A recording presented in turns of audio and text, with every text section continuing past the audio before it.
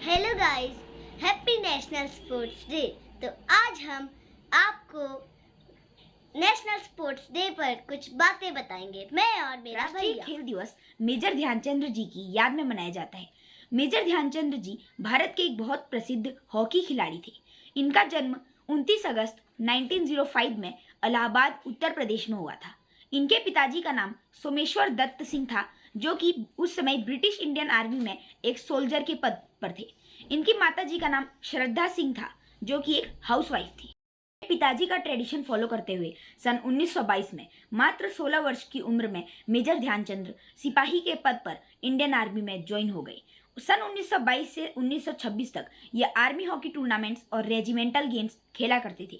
लेकिन सन 1926 में जब इंडिया न्यूजीलैंड के दौरे पर गई, तब ये उस टीम का एक हिस्सा थे और उस टूर में इन्होंने इतनी महत्वपूर्ण भूमिका निभाई जो किसी ने अंदाजा नहीं लगाया था। उन्होंने उस 21 मैचों की श्रृंखला में 100 से अधिक गोल मारकर सबको हैरान कर दिया और इसी कारणवश 1928 के ओलंपिक्स के लिए इन्हें सदस्य चुना गया और न सिर्फ इन्हें टीम में रखा गया, बल्कि इन्हें इंडियन ओलंपिक हॉकी टीम का कप्तान भी बनाया गया। फिर आता है 1928 एम्स्टर्डम ओलंपिक्स। इंडियन टीम वहां जाती है और मेजर ध्यानचंद कुछ ऐसा करते हैं जो पूरी दुनिया को हैरान कर देता है। उन्होंने मात्र 5 मैचों के अंदर 14 गोल मार दिए थे और फिर फाइनल के मुकाबले में नीदरलैंड के खिलाफ भारत 3-0 से वह मुकाबला जीत जाता है, जिसमें से 2 महत्वपूर्ण गोल मेजर ध्यानचंद ने ही मारे थे। मेजर ध्यानचंद की कप्तानी में भारत इस पूरे टूर्नामेंट को डोमिनेट करता है और मात्र 1 गोल खाता है पूरे टूर्नामेंट में और 29 गोल मारता है। इससे मेजर ध्यानचंद को 2 विजार्ड की भी उपाधि यानी 2 मैजिशियन की उपाधि दी जाती है। लेकिन मेजर ध्यानचंद यहाँ पे रुकने वाले नहीं थे। उनका गोल था अगले साल 1932 लॉस एंजल्स ओलंपिक। तो यहाँ से वो उसके लिए तैयारी करने लग जाते हैं और इस बार उनके पास प्लस पॉइंट था कि इस बार भारतीय टीम में उनके बड़े भाई रूप सिंह भी खेलने वाले थे। तो इन दोनों को मिलाकर के ट्विन मैजिशियंस कहा जाता था। मेजर ध्यानचंद और रूप सिंह को दोनों को ट्विन मैजिशियंस कहा जाता था।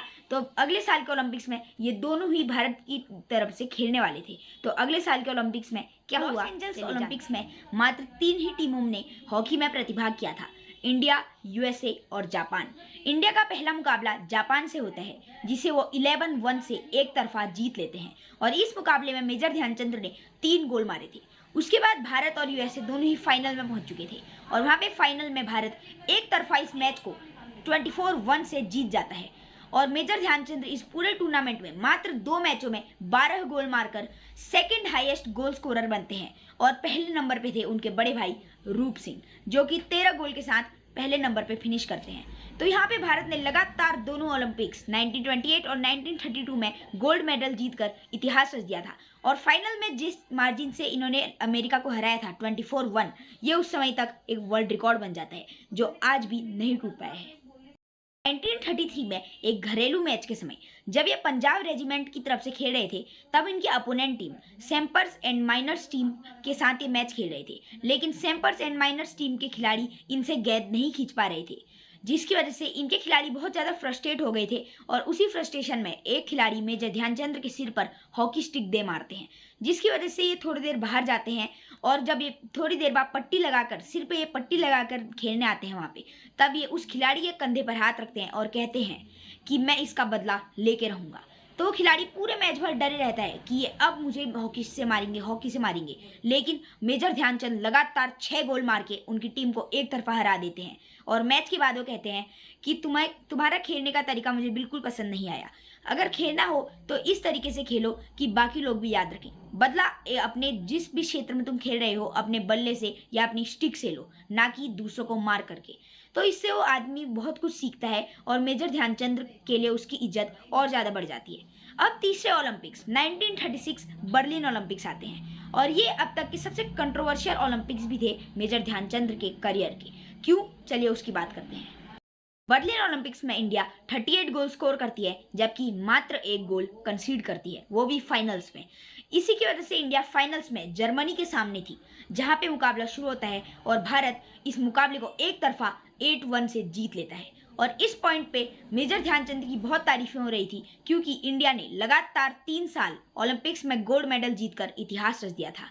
इस पूरे टूर्नामेंट में एक और बार हाईएस्ट गोल स्कोरर रहते हैं मेजर ध्यानचंद्र 11 गोल के साथ। यहाँ पे इस मुकाबले को हिटलर खुद अपनी आंखों से आई विटनेस कर रहे थे, जिसकी वजह से बीच में उन्होंने बहुत कंट्रोवर्सीज भी हुई थी इस मैच को लेकर, और मैच के लास्ट में उन्होंने मेजर ध्यानचंद्र को जर्मनी की सिटीजनशिप और एक हाई मिलिट्री रैंक ऑफर करी। लेकिन मेजर ध्यानचंद ने कहा, मैं अपने देश से खेलना चाहता हूं और मैं अपने देश से खेलकर ही खुश हूं। इसीलिए उन्होंने हिटलर का वो बड़ा ऑफर वहां पे ठुकरा दिया, अपने देश के प्रति प्रेम दिखाते हुए। इस ओलंपिक विजय के बाद वर्ल्ड वॉर 2 शुरू हो जाती है, जिसकी वजह से इंटरनेशनल मैचेस बहुत समय के लिए रुक जाते हैं, और इसी रुकावट की वजह से मेजर ध्यानचंद्र अपना इंटरनेशनल करियर से रिटायरमेंट अनाउंस कर देते हैं। अपने इंटरनेशनल ब्राइट करियर में मेजर ध्यानचंद्र ने 572 गोल मारे थे मात्र 185 मैचेस में, जो कि अब तक का एक वर्ल्ड रिकॉर्ड रह चुका है।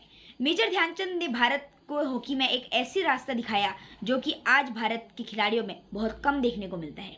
आप ही देख लीजिए, पिछले ओलंपिक्स पेरिस ओलंपिक्स में इंडिया ने 42 साल बाद कोई ब्रोंज जीता था। वही इंडिया जो कभी लगातार 3 गोल्ड मेडल्स जीता था ओलंपिक्स में, वो आज 42 साल बाद ओलंपिक्स में हॉकी में कोई पदक जीत पा रहा था। ये थी मेजर ध्यानचंद की वो कंसिस्टेंसी और वो कप्तानी का नतीजा। इन्हें नेशनल स्टेडियम दिल्ली में ऑनर भी किया जाता है, और उसके बाद 34 साल की उम्र में 1956 में लेफ्टिनेंट के पद पर होते हुए ये आर्मी से रिटायर हो जाते हैं। और यहाँ पे मेजर ध्यानचंद का करियर अब एंड की ओर बढ़ रहा था। ये अपने करियर के अंतिम समय में अपनी एक कोचिंग भी स्टार्ट करते हैं NSI नाम से। 1956 में ही इन्हें भारत का तीसरा सबसे उच्च पद्म भूषण पुरस्कार से सम्मानित किया जाता है। लेकिन दुखप्रद 3 दिसंबर 1979 को इनकी लीवर कैंसर की वजह से 74 साल की उम्र में मृत्यु हो जाती है। लेकिन भारत को ये एक ऐसी राह दिखा जाते हैं जो कि आजकल बहुत कम देखने को मिलती है। इन्हीं की जयंती पर पूरा भारत आज के दिन नेशनल स्पोर्ट्स डे सेलिब्रेट करता है। तो अगर आपको इस वीडियो से अगर कुछ भी सीख मिली हो तो इस वीडियो को लाइक शेयर सब्सक्राइब कर दीजिएगा। जय हिंद, जय भारत।